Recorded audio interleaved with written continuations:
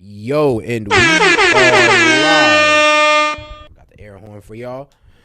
Cause man, this is Set with Set and Key Media, man. We are back with another one. Today, we are about to get into this part 2 of a divorce attorney and a psychologist talk about marriage, man. Let's go. To like my more economic model of relationships is that it feels so cold, so mercenary. It's like who hurt you? This is a commodification of the heart from late stage capitalism. All you can think about is value, and it's like you're gonna get a lot of the same comments, I guess. This is how it was 200 years ago. It's like my second son will marry your third daughter. Right. You'll give land a flock of sheep. Accumulate this much land, and it's great. Yeah. And what's interesting is that I think the love marriage is actually a product of capitalism. Nowhere do you see where industrialization comes to a traditional culture, love marriages go through the roof and arranged marriages start to decline. And I think that's because for a long time, people have lived basically at a subsistence level, and we needed each other in a very real way for survival. And it wasn't time, you couldn't spend 10 years in courtship trying to figure that out. It's like we need cobblers and we need children and we need to raise food. Well, it's just, I was thinking the same thing when you said that. I thought, well, this is why the birth rates have declined, because it was like, I don't need kids to work the farm anymore. Like kids are a liability now to some degree. Kids are a cost. Kids are private school. Kids are clothes and pajamas and diapers. As opposed to working in the coal mine. Right, as opposed to being like, hey, good, that kid can till the fields. Like, it's not, you know, I think at this point, if somebody has their kid outside mowing the lawn. Nah, I'm gonna be real with you. I do say, like, today's modern child is, like, useless for no reason. Like, I remember, like I said, I was messing with this one girl whose kid was 11, but she still needed a babysitter. And I was thinking in my head, I'm like, sweetheart, at 7, 8 years old, I'll stay home by myself. I was already taking care of my brothers and sisters. I was already cooking and cleaning. All of this while I was still 7 and 8. So it baffled my mind. I'm over here thinking like, wait, what type of lazy parenting are you doing where your kid's still useless at 11? Man, these new age kids are spoiled and pampered beyond belief. I was on social media and I seen a story or a post about a girl who had a luxury small child size what is it called? A carrier. Just because her son didn't want to walk. Oh yeah, much. Child leashes, damn near. No, a stroller. I'm sorry, a stroller, a luxury stroller for her 6-year-old because he didn't want to walk while she was shopping. These kids are spoiled beyond belief. Right? At 6 years old, I had chores around the house. That's what I'm saying. It's like, why are you abusing your child this way? Man, you know? really? So yeah, I think it's sunk that far down. I mean, I represent a lot of wealthy people, so their conception of. And Tate made a great point, man. We're raising a generation that's not going to want to go to war. God, a softies. And the kids over there are watching their peoples and parents get blown apart. We gonna be fighting savages. Meanwhile, we over here soft as hell. Bro, soft as Charmin. Bro, savages with the meanest arc, bro. These niggas on their villain arc, bro. We over here on peaceful times. I'm like, nah, bro. Bros coming, they coming here with some vengeance on their shoulders. Because not to mention, they've been told their whole life, the people who doing this to you, yeah, it's them. It's them. Yep. It's them over there. Like, bro, once they're done with, you know, them boys, who's been funding them to do this? Don't you think they're gonna come after us too? What their children's struggle is really, you know, it's kind of what happens when, like, you become parents, but your parents missed, like, all your dance recitals. You know, you just have this, like, no, there's nothing more important than being at the dance recital. Like, it's not, my kid does not need to learn discipline or values or hard work or anything. They just need to be heard and understood. Yeah, I think that's that parent's unhealed emotional wounding from the disappointment of their own parents, which might have actually created character and built emotional resilience. That's the part about that kind of parenting that doesn't get a lot of airtime these days. Is when it gets weaponized, it's dangerous, because in custody battles, this becomes this person who has equal rights and equal access to this child. I am now perceiving them as an unreliable threat to my most important thing, which is my children. And so I've had, I mean, you can fight a lot about money in a divorce, but like a dollar's worth a dollar. So if you spend $100,000 arguing over a $150,000 bank account, even if you win, you didn't win $100,000. Like, you didn't win, you lost some money no matter what. So custody, though, like, people will go, like, I've had people spend $50,000 in counsel fees arguing over whether Thanksgiving in alternate years should begin on Wednesday and end on Sunday, or if it should begin on Thursday morning and end on Thursday night. Now, is this going to be really cynical? Is that simply because of protectiveness and love for the children, or does that have something to do with when you said that part, I wanted to like tussle your hair. That's adorable. Right? Yeah, it's got nothing to do with that. And it has to do with the more that a given parent has custody of the child, the more child support there are. You know, it's about being spiteful. One thing we know about parents in these custody battles in court, is they will use the children against you. Bro, look at VH1. As leverage and whatnot. Yeah. You said, look at what now? Remember VH1, or what was that? One dude, Safari's wife, cried because she didn't get that child support. Rewarded, and isn't child support Piece of that? not really based on what's necessary, but kind of what's available? Yes, but I think I actually think there's more than that. I think it's because fuck you, that's why. Like, because what do you want? You want the kids to have when? No, yeah, I don't want that. Have you been dealing, because fuck you, that's Have you been why. dealing with parental alienation? Like, All is that the something time. that comes up? It is not only am I dealing with it, it is the thing of the moment. It is like the judicial zeitgeist, the divorce thing. Like, you know how like 2024 is the year of my ex is a narcissist, my ex is gaslighting me. Like it's on the bingo card of shit people say now is malignant narcissist, gaslighting. Like for a little while it was like Black Lives Matter or All Lives Matter. Now 2024, it's been gaslighting, it's been narcissism. The 2024 into 2025. It is parental alienation is the thing, and what's called negative gatekeeping is the other thing. I haven't heard that term yet. So negative gatekeeping is a form of alienation. So to put it in its simplest terms when I explain it to clients, alienation is your father's an asshole. Negative gatekeeping is, hello, here it's your father.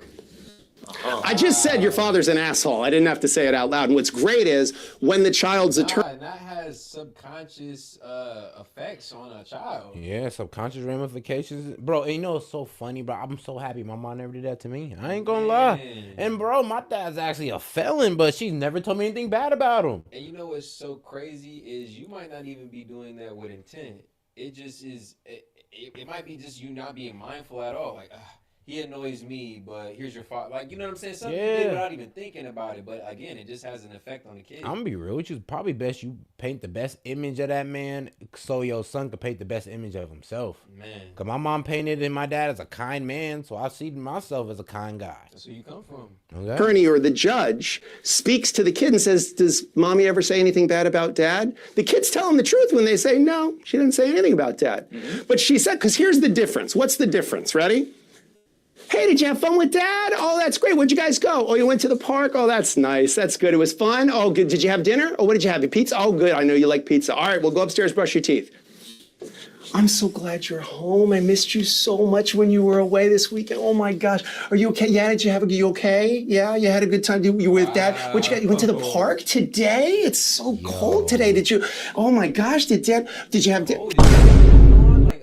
how long were you guys out there? Like, oh wow, he knows I don't like you in the cold like that. Like, like what? You know, sunscreen. I see the story. He's talking the image or the circumstance. Yeah, make you think your dad reckless. Pizza? That's all you had for dinner was pizza? Oh my gosh. Why didn't you give any vegetables? Well, you know what? It's okay. You know what? I'm going to make your favorite soup. Go head upstairs, and when you come back down, I'm going to make you your favorite soup, and we're going to hang out, and we can watch TV together, okay? What did I just do? What did I just do? I just alienated that kid from Dad in a big. I just said, "Are you okay?" That means Dad's dangerous. Why would I not be okay? I was with my dad. Like, now you got him thinking his dad feeding him pizza on the weekend is the worst thing ever. I'm like, what do you mean that was fun? I loved it over here. What do you mean? Let me play video games and stay up. Oh God. Then I found out me and this nigga like the same candy. What are you talking about, bro? This is a lit. You over here trying to paint him as that bad guy. This is what the face of alienation is now, is this negative gatekeeping model. It's this very clever, insidious way of like, I could have been helpful, but I've been so much more. Wow. You found this way to sort of pull the person out from it. And you will not be surprised probably to hear, for some of the reasons I think you just said very well, this is something women are really good at. So much better than men. That's what I was thinking about. Men suck at alienation. Fantastic imitation there. It's so subtle and cunning. Like, there's a difference between like regular gossip and high-level cunning female gossip. Regular gossip is like, did you hear about Janie and you know, she's slutting around and kind of things like that? That's regular gossip. High level gossip is, you know, have you seen Janie recently? I'm a little concerned. Yeah. Or even it's so great that Janie is just like out there. Gossip. You know, she's so like she just doesn't care that she's gained a little weight. She's very like, hey, let's just get. He just doesn't mind. Like this is, you know, just so liberated in her body. Yeah, couldn't be me, but you know, this is wild. Respect to her. She's so brave. Which so isn't it great? Like, you know what? It's so I envy that in her. I'll tell you, because I'm like, you know, constantly at the gym. I watch what I eat, but Janie, my body, and you know, I watch my calories. But and you know, I was a virgin until I got married, but she just seems so liberated. She's worked out for her. She makes it look so good. It looks good on her. I'm like, damn. Like, wow. Virtue shaming. Shade. The virtue shaming. She just puts it all out there. She doesn't even care. You totally get it, and most guys don't. It's almost like there's a disjunct, but we can't quite figure out what's going on yet because it doesn't feel right, but we can't really put our finger on what the issue is. A lot of guys. I mean, I think the corollary to that, though, is that that's one of the reasons why male friendships, I think, are more trustworthy and resilient in some ways. Because men, like, if the guy doesn't like you, he's going to tell you he doesn't like you. And if he likes you, he's going to tell you he likes you. Whereas women's relationships, it's like, hi, how are you? And then the minute she leaves, like, oh my God, I hate her. Like, I have a bunch of female employees, and like, I watch them, and it's like straight up Pat Bateman sociopath shit. Like, they're just like, hi, how are you? Oh, it's so great. Good to see you. Okay, bye. Oh my God, I hate her. And it like literally puts a chill down my spine. Like, I could not, I'm fake for a living. I couldn't pull that off. That's incredible. Like, that is masterclass. Yeah, they're playing games within games within games sometimes. Yeah. So then how do, because look, you and I have both been sort of like, pulled into a lot of red pill conversation, a lot of conversation. You know, we've talked to a lot of the same people. And I think a lot of the same audience is interested in our perspectives because we touch on some of the same material from different pieces. But this is the piece that, like, it intrigues me that, again, how do we solve for? Because I am so good at problem identifying. Like, I'm great at identifying with it, but like problem solving is much harder, you know, on every level. So I feel like a lot of these issues, that's why problem solvers are some of the most valued people in society. Even in relationships, women kind of look towards and seek out a problem solver. Bro. You can't help your woman with no problems or simplify her issues. Virtually useless. Useless. Virtually fucking useless. I'm like, bro, you always gotta be solution minded. Don't always bring up all the problems. As a man, you gotta think about all the solutions. You can let your girl sit there and rattle on about problems, but you think about every solution to those problems. And then think about it even beyond that. Like, problem solvers in this world are some of the highest paid people. Yeah. You can solve a problem, a world issue, something that everybody experiences and faces. Bro, that's literally what an entrepreneur is. Somebody who just went out and solved the problem and made money off it. Now they're a millionaire, billionaire, or shit, even... Or you Elon Musk. Oh God, or you on Elon Musk level shit. Especially when I talk to judges, you know, and in court talking about these kinds of alienation cases, these kinds of negative gatekeeping things. And I say this is not a problem that has a judicial solution. No, it has to do with teaching men kind of how women operate and what makes relationships work and thrive. I think in the masculine model, we have a different understanding with respect to, let's say, commitment and affection. To a lot of guys, it's almost like, hey, 20 years ago, I put on my tux and I said I do, so like, what more do I have to do? Right, like the president is sworn in once. We don't have to keep swearing the president in every day. You know what I'm saying? Yeah. I said it once. That should be enough.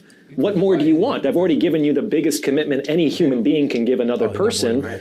It's also important to understand that, as I say in the book, no one continues to pay the plumber. The plumber is very valuable when the toilet is clogged, and you're willing to pay top dollar to get that problem solved. But after the plumber has done his work, no one keeps paying him. So what's interesting in your example that you gave a few minutes ago, where the guy is like, hey, I gave her the kids, I gave her the house, I gave her everything. All that is in the past.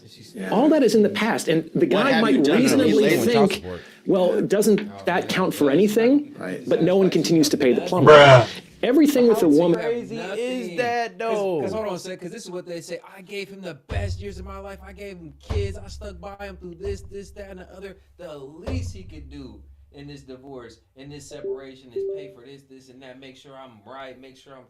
Bro, that's what, bro, they don't care. They will stop when you have nothing. I was in nothing to take from. I was in my 20s too with you. Damn, I was in my best years of my life with you. Shit, I'm grand old with you. Don't that mean nothing? And then, man, it just kind of. And bro, and imagine paying out like that, bro. Oh, man. Just imagine paying out and you still don't get it. It's sad. Unless you know that females know that their most valuable years are in their 20s. Man, but to chill on the desk, my nigga. Woman that has occurred in the past is like dead. She takes that with her. It's like completely inaccessible in her memory, at the very least, and any kind of provision that you've given her, like she's already enjoyed. The only thing that a woman really loses when a relationship ends is that which she still wants but hasn't yet been given. So how do we make so this is the interesting question then. How do we make a heterosexual coupling into a subscription model? Because really, what's the opposite of paying the plumber? Toilet clogged, got to pay the plumber. The opposite is, I'm going to have a subscription model. I'm going to pay this much per month whether I need the plumber or not. But then when I need the plumber, the fucking guy better show up because I've been paying $100 a month for the plumber. Now, I'm cool with that. Like if you look at my phone subscription model, I'm an easy mark. I have so many things that I'm paying $20 for the premium version that I don't even use the basic version because my attitude is at some point I went, all right, I might want to have that at some point. So we all do that. We all have like I wanted to watch one show, so I subscribed to the AMC Plus or whatever it is. I wanted to watch Mad Men. So I'll be like that sometimes. I have the mindset of, bro, I just got the Netflix so my peoples can use it really. Or I bought this Amazon Plus Prime membership literally just so I could watch one movie. Bro, I look at Amazon Prime just so my girls can order shit. Like, I don't give a damn. Like, that's really what it is. I don't even use it. So I subscribe to this thing, and then you kind of forget it. Well, I might want to watch something at some point. I'll just keep it. Lord knows so I'm paying that money. We are now in a world and in an economy where the subscription model is a pretty normal thing. Like I may not want it right now, but I may sometime soon. So I'm going to pay a little bit each day or pay a little bit each month. And in the aggregate per use, like this was useful. So how do we shift if we had a cultural shift where, because I'm telling you right now, like I don't know about you, if you said to me there's a monthly amount you got to pay a plumber, but when the pipe breaks, you're the first guy. Like he will be there for you because you've paid this certain amount. Now, again, I'd be skeptical. I'd be like, how do I know for sure until the pipe breaks? But like it's service contracts on automobiles. That's what they're doing. I know I used to represent a lot of guys who own garages, and they said nobody keeps their cars anymore.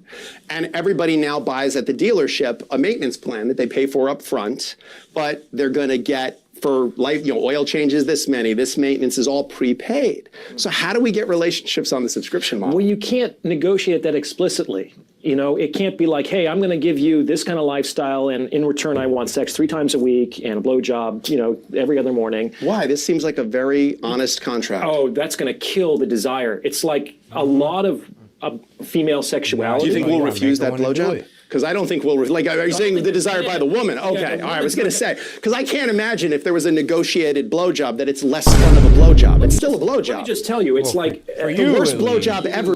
For you. She might resent you after that one, though. Yeah, and there's only so many months, years, and decades of marriage can last like that, to be honest, where she's just giving you these contractual BJs. Oh, God, you damn near got to make it look nice for her. I'm going to be real with you. Like, you only getting buns because she's contractually obligated, bro. Like, how long are you even going to feel comfortable in that position? I'm going to be real with you. Are you at least taking care of yourself to at least make it look good for her? I don't know. That's what I'm saying. You shouldn't, and I think a lot of married guys drop the ball on this, and a lot of marriages in general drop the ball on this, but they get into these marriages where, I guess, let's face it, marriage is supposed to be synonymous for a sense of security in both men and women. Like, I got this on lock, right? Ball and chain, as they call it. We get comfortable. You fall off, you slack maybe in your fitness. You stupid. What you did to maintain your attractiveness when you were on the dating market, so to speak. And I think that you shouldn't do that in marriages. It's almost disrespectful to your partner. Like, what I look like gaining 50 pounds on my girl. She made me fit. Maintain my fitness. I respect her. I respect myself, but I respect the relationship ultimately. Yeah. And if you don't want to rise to the standard, then I think you deserve to lose that relationship, male or female. Is great. If ain't no improving in the relationship, you might I don't know about that. All right, we've had different life experience. Okay. I don't know. My lived experience, Orion, has been, I remember the worst blowjob I ever got, and it was fantastic. That's one of the reasons. I'll be real with you. That is a good reason to break up with a girl if she refused to improve. If that you girl over here improving in front of her face, and you tell me you ain't doing no improvements, oh yeah, you gotta go. You can't work around here. Too high performance for you. I'm sorry. Fantastic. So the idea here is when it comes to seduction, when it comes to cultivating arousal in women, the truth and directness are not really your friend. Imagine a date is going really well, you've had a couple drinks, the conversation's going good, there's some casual touching, there's some longing in the eyes. You still can't turn to the woman and say, hey, want to come back to my place and fuck? You have to say, this has been great. How about you'd like to come up for a cup of coffee or something. Like both of you know that there's no coffee that's going to be made. Say you like to come up for a cup of coffee. Oh man. Nope. To be white and 40 plus. Of course. But it has to be kind of like covered with respect. Yeah.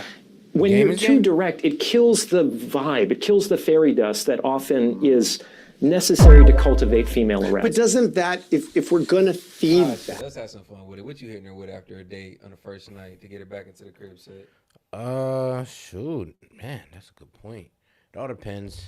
It all depends what we've been doing. If it's been a day we've been drinking, I feel like I can facilitate that a little better to the, you probably get her into, your conversation of movies or something. Mm-hmm. Oh, you want to go watch that at my crib? And let's say we've been talking towards dinner and somehow I'm going to try to steer that conversation a little bit into the, sexual a little bit. And if she don't bite, then I think I kind of know where the day's going from there. Okay.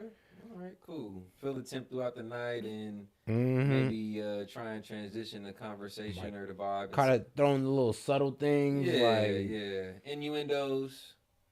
Kind of let her know where you're at. Bro, if you was dancing in the club and all of a sudden y'all dancing, she's like, oh yeah, I can't wait to take this back. And she says, okay. And she looks at you and say nothing. Okay, you good. But if she said, then all right, you might have a problem, big dog. Yeah, you got to check the temperature throughout the night. I agree with you. Something like, if y'all have a good conversation throughout the night, you probably going to gauge some of her interest. And I would just say, and don't take this the wrong way, but I would just say lure her in with some of her own interests that she described. And look, there will be false flags, right? There will be girls who will be like, they'll make you think they feeling it until they get to the room and be like, oh, you mean tonight? I don't go on the first night. And it's like, It's all good. It's all good. Seeds planted in abundance mindset, my friend. Abundance mindset. You're going to spin around on that, though. Like, if we're going to, I get it. Trust me, I live in the world. I get it. You don't stress her. Keep doing it. I think an honest pickup line, like, do you want to fuck or should I apologize? Like, that is an honest pickup line. But in reality, I understand we don't. Damn. Who you see getting that off? You want to fuck or should I apologize? Low key might have to try that. Yo, that is hilarious. That's low key fire. I ain't gonna lie. Hey, do you want to fuck or should I apologize? Hold on. Let me try that real quick. Don't do that, but here's the thing.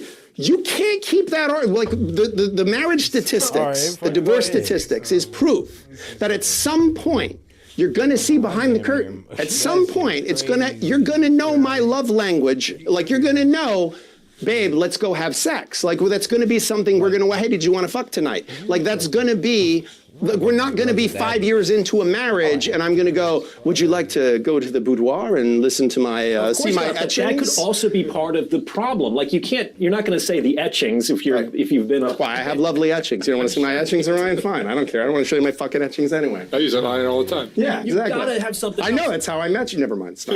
Or else it becomes just too, it's too rote and mechanical, and a lot of the sex goes away, and when the sex stops, the relationship's kind of on the rocks. So it can't be etchings in the boudoir, but it has to be something else. Chris Rock has a great line. It's like, to keep the marriage alive, you have to be traveling and you have to be fucking. It's coming and going, right? Of course. So that's, I think, the greatest aphrodisiac to a woman in a relationship is 4 in bed count. But if we're going to give Chris Rock his due, by the way, divorced guy, if we're going to give Chris Rock his due, he also masterclass one of his routines about, I haven't, while he was still married, he's like, I haven't had a blowjob in years. Oh, I've had fellatio. Yeah. He's like, but I haven't had a blowjob. I haven't had my dick sucked. And there's a difference. When you say, hey, Lawyer, can we have a blowjob? You're going to get a fellatio. You're going to get fellatio. You're not going to get your dick sucked. Yeah. He's like, man, what you mean? Yeah, I got head, but man, I ain't got my dick sucked in forever. Oh my goddamn, bro. Like, chill. So it's different. Yeah. Now, the subscription model is interesting because I think it does kind of work. I think it's generally how women get into relationships these days. Because we live in a world that, for better or for worse, sex precedes commitment. Sure. Like the idea that everyone has these streaming services, the idea that you're going to pay up front a huge cost before you even get to sample the content, that's absurd. Right. Well, or you get a little bit of the content. It's like the OF model, you know? It's like, hey, you get to see a little bit, but you're going to get to see even more if you pay the monthly amount. And if you pay the extra monthly amount, oh my God, what you're going to see. Like, we all know there's no sex in the champagne room, but at the end of the day, party. Right. You pay $3.99, you get to see the upper half, but you pay $10.99. Oh, you get to see the whole cake and caboodle. Wants to believe there might be sex in the champagne room, you know? And I think marriage, you've been in the champagne room a long time. You're like, no, there's no sex here. This is not going to happen. Like, you're not going to convince me that 6 more months in the champagne room is when the sex is going to show up again. Well, that's because for most men, the champagne room is this secret, privileged location when they're single. And so where do the secret liaisons happen when you're married? In the shed. In the pool cabana with the tennis instructor. It's like the place changes, but it's still a little transgressive. It's still a little sneaky. It's still a little uncertain and dangerous, and that's actually what keeps passion alive. Yeah, transgressive, I think, is a big piece of it, because I do think a lot of my clients, look, I've got like a PhD in infidelity with all of the people that, you know, are in my office that are there as a function. Either their relationships went sideways because of the infidelity or the infidelity happened. Oh God, or bro, he's just like known, or he's just known like, dog, your wife cheating on you. I'm like, wait, what you mean? I'm like, come on now. Dog, come on. What do you mean? Like, dog, you just ran down the story and it's I'm sorry. Like, bro, I've seen this 100 times. Classic case. She's fucking a pool boy. Yeah, but I make so much money. Yeah, I know. But the pool boy, man, I guess he's slanging something. Oh God, Bruh. the pipes are the pool pipes ain't the only thing he cleaning up. Man, Happened because they relationship went sideways. But somehow it was on that path that led you to the desk in front of me. And a lot of times there's this sense of, they were like, yeah, but I felt alive. Like, I felt alive for the first time in a long time. And you kind of saying to somebody like, yeah, you're going to lose like $20 million worth of your assets. You like, what? Totally worth it. Can't take it worth Totally, anyway. yeah, totally worth it. Yo, Well, I'd be my for high net worth. my nigga. Yeah, but it's totally worth it. He Like, said, 20 M's though. just to cheat. He's like, You oh, what? bad. Oh wow. I don't know what to say. So. Yeah, that's a. Hey, I guess when we get there, we'll understand. Ah man, bro. You got to be up some shit at that point, because maybe Jeff Bezos. He spent $77 billion to fuck to beat a model down. And he's still almost up 200. Exactly. So Nothing to that, man. So he said it was worth it. $77 billion. It was worth it. God damn. Yeah, that's crazy. Rich people problems. Man. With individuals, it's a very different thing because, you know, the death of one is a tragedy and the death of a million is a statistic. So if you have $100 million and now you're only going to have $50 million, you're still going to be okay. Yep. You know, so part of you goes like, fuck it. Like, I'm going to, you know what, I'll pay $50 million to be free. Yeah, marriage is for the very rich and for the very poor. Yeah. Because you can't get blood from a stone. That's the other way around. Yeah, that's an interesting thing. You know, people say about New York that New York is a great place to be if you have money. It is. So this is the first time I've been back to New York in 10 years. I used to live here. We missed you. Thank you. Yeah. And when I left, I was broke and living in public housing in Brooklyn. So it's a very different experience. And let me tell you, it's much more enjoyable. Oh, it's so much better. Yeah, New York when you're poor is incredibly depressing. It's tough. Yeah, but when you have resources, New York is just like, I mean, it's a playground. There's so much to do. There's so many beautiful, wonderful, amazing things. And I think dating in this city is a very specific animal because it's probably only fun if you have money for real. Yeah, I'm talking about just the biggest shopping center ever. Oh yeah, bro, Times Square, Soho too, Soho District. Yeah, all the foreign Fifth shops, Ave, all the Italian stores and shit. But even in the dating scene too, I imagine it's probably best if you have money. Oh hell yeah! Like as many women are out there in New York, just as many like nationalities, as many flavors as you get to choose from. I ain't gonna lie, bro. Having a bag out there, you can land every night, man. One of the things I've always said to people about, they say, why are you in New York? Like, why are you in the city? Why are you in Manhattan? And I always say to them that whatever it is you're into, someone here is doing it at the highest level. So, like, I don't know anything about, like, a boat in a bottle, but if you're like a boat in a bottle, I bet there's someone within 3 miles of this Times Square that is one of the best boat in a bottle making people in the world. Well said. And they're here, you know? And so there's this feeling that you're just right in the middle of all that. And I think it's true of seduction. I think it's true of, I mean, I walk around, I live in Chelsea, so I walk around this part of the city. It's a lot of gay men in Chelsea, which a lot of them just look photoshopped. Like, they are so good looking. On the elevator, I just stand there and I go like, my God, like, that's insane that a person looks like at the gym I work out at the Equinox in Hudson Yards. It's stunning how good looking these people are. And the women, you will lose 100 IQ points, like, just looking at, like, I'm a incredibly comfortable speaker. I can tell a story while someone's trying to tell a competitive story and objecting to the story I'm telling, and you still won't knock me off it. And I literally go like intellectually disabled. You know, I was talking to. Damn, women's so bad, man. You can't help but the when you're trying to talk to them. Damn, I ain't never experienced that. I gotta go to Equinox, man. Well, I have heard about Equinox. It's like a ritzy ass gym. It's better than Lifetime. Better than Lifetime. Better than Lifetime.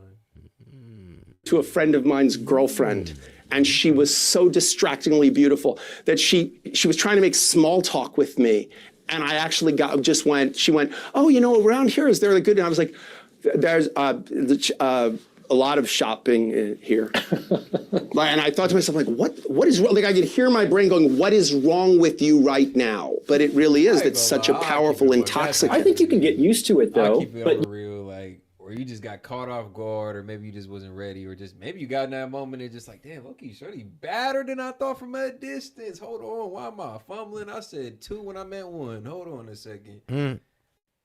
You have to be around those types of women so much, which is not something that the average man gets access to. I'm kind of like, I don't know. I'm kind of used to pretty women or bad bitches. Like, bro, if you ever walked around Atlanta, and I have cousins who had friends, and I like, bro, I've just seen beautiful women my whole life to the point I'm just like, I'm kind of numb to it. Yeah? Yeah, I ain't gonna lie. If you got a bad bitch, like, it's just like damn near regular person. Hey, I ain't mad at it. I'm speaking just off of bro, you ever come on, early bro, experience. you ever been to the Bronx in New York, bro? Like, bro, I had cousins used to pick up some crazy shit. I used to be able to talk to these girls, and it's just like, nah, I definitely know the sauce and the tricks to it, but just early life for sure. Just kind of like, I guess the intimidation of a pretty girl. I mean, even if you ain't been through it, I think you could just kind of like understand it a little bit. Dog, being around my female cousin, a pretty girl put me in a fucking chokehold. It's like, I just been around them so much, it's to the point where, all right, well, you're a person at this point. Oh, sure. I ain't mad at you then. Shit. Like, have you been starstruck? I mean, you're now getting into conversations with all kinds of folks that maybe you would never have talked to. And maybe a few of those you're like, wow, I really like you. Every once in a while, I mean, now I represent a lot of athletes and celebrities. And when you initially are with them, there's this feeling of, oh, you're like actually sitting in front of me. You're not just on the screen, or you're not on the Jumbotron. Like, you're just sitting in front of me. And then you find out, like, oh, and you're kind of a mess. Sure. Like, your life's kind of a mess. Well, same with a lot of beautiful women. And I think that once you kind of talk to enough of them and date enough of them, then it does start to lose its luster. A bad bitch, you gotta look a bad bitch in your eyes and be like, damn, hold on, I ain't here yet. He's like, damn, hold on, man. Like, give me like 5, come back in like 5-10 more years, I'm gonna have something for you. I don't know if that was the boy. It kind of made it sound like, yeah, he's like, thinking about it. He said, when that badass girl, she's so cold, 10 out of 10 sitting in front of you, it's like, that's when you really realize, like, where you are. It's like, damn, I ain't gonna lie. Maybe you're fumbling over your words because you don't have that, like, you're not there yet to really bag her. You know it. Well, I mean, off of his experience, maybe I was just thinking about, just like I said, like, earlier experience with women, just like I don't know, universal understanding of like the intimidation of like a pretty girl at any point in your life, for real. If you just I guess, new to approaching females or new to code approaching females. You know, bro. Like, that's why they make videos. I'm be real with you. You're kind of numb to pretty girls if you've honestly been to these places. I got a lot of them, like Brooklyn, New York. Like, dog, I used to literally be able to sit outside and just see, like, I ain't gonna lie, like 100 bad bitches a day. A day. You just sit outside on Brooklyn and just walk by, bro, of all shape, size, colors, all of them in Brooklyn. You go to Atlanta, well, you know, it's black women galore over there. Bro, I'm pretty sure if you go to Chicago, you know how it is. Like, if you go to some of these high populated places, like, you come kind of numb to them a little bit. You're not lying. I mean, I don't know. Just for the young gentlemen out there, I think everybody can kind of attest to that, you know, just to a degree. Maybe it wasn't stuttering, maybe it wasn't fumbling your words, but just like, oh, shit, let me get my game right before I go up and talk to her. Just the intimidation of a pretty girl, low-key. I mean, it's different than like a 4 or 5. Like, she an 8 or a 9. Let me have my ish together. Like, I don't know. I could just understand. Like, again, speaking like from my early experience, just like, I definitely seen pretty girls. Definitely ain't no problem being friends with them, but I'm over here trying to riz you up on some, let me really, you feel me, be your man type stuff. All right. Well, then, all right, then. Well, sure, we're going to close it out on that note then, man. So we got to get on to the next one. All right, bet. All right, Hope man. y'all enjoyed that one. Man, we appreciate y'all for tuning in, man. It's a set with S.E.T, man. We timing out for this one. We appreciate y'all for tuning in. Peace. See you.